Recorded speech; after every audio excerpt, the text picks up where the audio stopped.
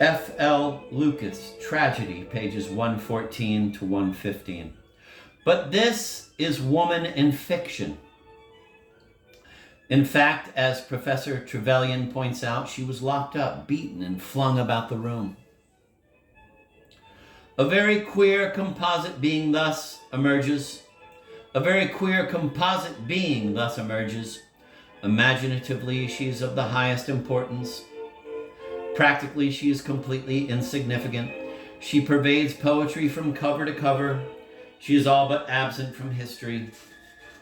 She dominates the lives of kings and conquerors in fiction. In fact, she was the slave of any boy whose parents forced a ring upon her finger. Some of the most inspired words, some of the most profound thoughts in literature fall from her lips. In real life, she could hardly read, could scarcely spell, and was the property of her husband.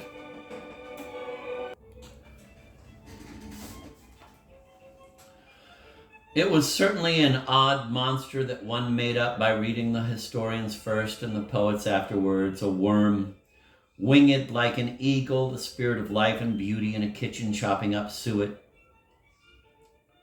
But these monsters, however amusing to the imagination, have no existence, in fact.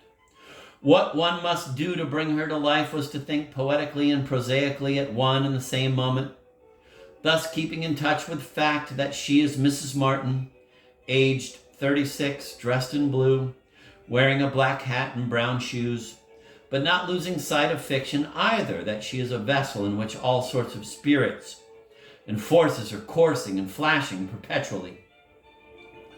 The moment, however, that one tries this method with the Elizabethan woman, one branch of illumination fails, one is held up by the scarcity of facts, one knows nothing detailed, nothing perfectly true and substantial about her. History scarcely mentions her, and I turned to Professor Trevelyan again to see what history meant to him. I found by looking at his chapter headings that it meant, quote, the manor court and the methods of open field agriculture, the Cistercians and sheep farming, the Crusades, the University, the House of Commons, the 100 Years' War, the Wars of the Roses, the Renaissance scholars, the dissolution of the monasteries, agrarian and religious strife, the origin of English sea power, the Armada, end of quote, and so on. Occasionally, an individual woman is mentioned, an Elizabeth or a Mary, a queen or a great lady, but by no possible means could middle-class women with nothing but brains and character at their command have taken part in any one of the great movements which, brought together, constitute the historian's view of the past.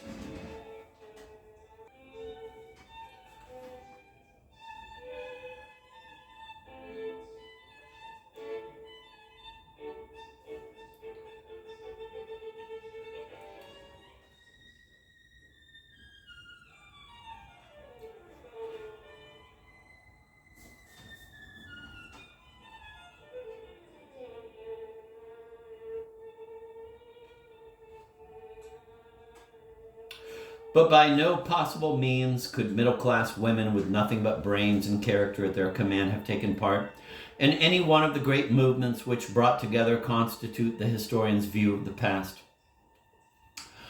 Nor shall we find her in any collection of anecdotes. Aubrey hardly mentions her. She never writes her own life and scarcely keeps a diary. There are only a handful of her letters in existence. She left no plays or poems by which we can judge her. What one wants, I thought, and why does not some brilliant student at Newnham or Girton supply it, is a mass of information. At what age did she marry? How many children had she as a rule? What was her house like? Had she a room to herself? Did she do the cooking?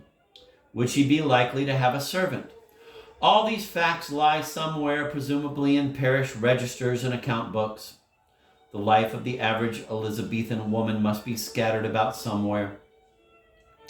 Could one collect it and make a book of it?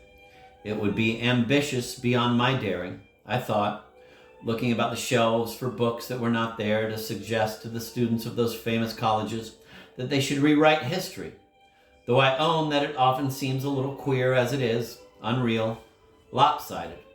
But why should they not add a supplement to history, calling it, of course, by some inconspicuous name so that women might figure there without impropriety? For one often catches a glimpse of them in the lives of the great, whisking away into the background, concealing, I sometimes think, a wink, a laugh, perhaps a tear. And, after all, we have lives enough of Jane Austen. It scarcely seems necessary to consider again the influence of the tragedies of Joanna Baillie upon the poetry of Edgar Allan Poe. As for myself, I should not mind if the homes and haunts of Mary Russell Mitford were closed to the public for a century at least.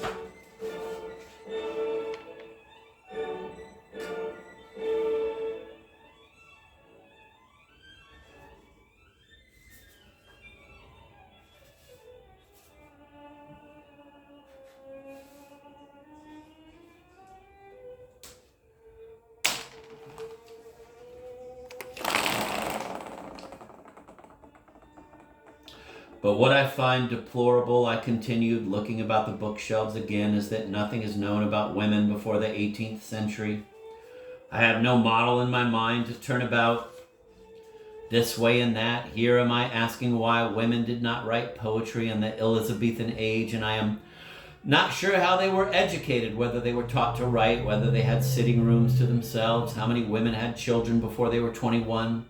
What, in short, they did from 8 in the morning till 8 at night. They had no money, evidently, according to Professor Trevelyan. They were married whether they liked it or not before they were out of the nursery, at 15 or 16, very likely. It would have been extremely odd, even upon this showing, had one of them suddenly written the plays of Shakespeare, I concluded. And I thought of that old gentleman who is dead now, but was a bishop, I think, who declared that it was impossible for any woman, past, present, or to come, to have the genius of Shakespeare. He wrote to the papers about it. He also told a lady who applied to him for information that cats do not, as a matter of fact, go to heaven, though they have, he added, souls of a sort. How much thinking those old gentlemen used to save one. How the borders of ignorance shrank back at their approach. Cats do not go to heaven. Women cannot write the plays of Shakespeare.